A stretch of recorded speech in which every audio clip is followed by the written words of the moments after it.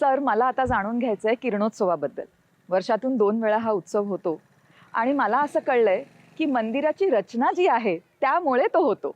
प्रत्येक मंदिरामध्ये किरणोत्सवाचे आपल्याला अनेक मंदिरामध्ये पाहायला मिळतं. जिथं सूर्यकिरण येतात तिथं ते विशिष्ट वेळेलाच येतात. पण करवीर निवासिनी महालक्ष्मीच्या मंदिरामध्ये होणारा किरणोत्सव हा अतिशय वेगळ्या स्वरूपाचा आहे आणि त्या मंदिराचे बांधकाम करत असताना ती रचना अशा पद्धतीने केलेली आहे की उत्तरायण आणि दक्षिणायन या दोन्ही आयनमध्ये म्हणजे वर्षाचे जे 2 भाग असतात त्याच्यामध्ये हा किरणोत्सव होतो.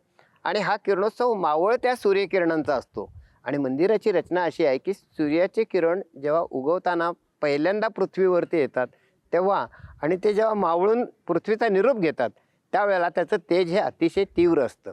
आणि मावळत्या सूर्याची किरणं जेव्हा मूर्तीच्या अंगावर पडतात तेव्हा त्या मूर्तीचं जे स्वरूप आहे ते सोन्यानं मढवलेल्या मूर्तीसारखं किंवा सोन्यातून घडवलेल्या मूर्तीसारखं तप्त कांचन वर्णाभ्याम असं तिथं जे आपल्याला श्रीसूक्तामध्ये किंवा अथर्वशीर्षामध्ये देवीच्या वर्णन पाहायला मिळतं. म्हणजे तापलेल्या सोन्याप्रमाणे जिचा वर्ण आहे आणि हा वर्ण आपल्याला मावळत्या सूर्यकिरणातून प्रत्यक्ष त्या देवीच्या मूर्तीमध्ये पाहायला मिळतो. काळ्या पाषाणाची जरी मूर्ती असली तरी किरणोत्सवाच्या दिवशी ती तापलेल्या सुवर्णाप्रमाणे दिसते.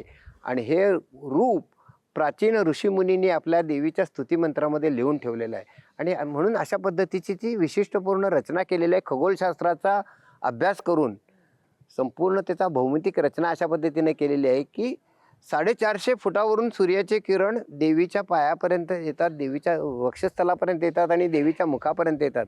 आणि त्या सूर्यकिरणामध्ये देवीचं उजळून निघालेलं रूप पाहणं हा अद्वितीय आनंद आहे. सहप्रायोजक रेलिवेक्स ऑइंटमेंट आणि महेंद्र ज्वेलर्स, राजारामपुरी, कोल्हापूर.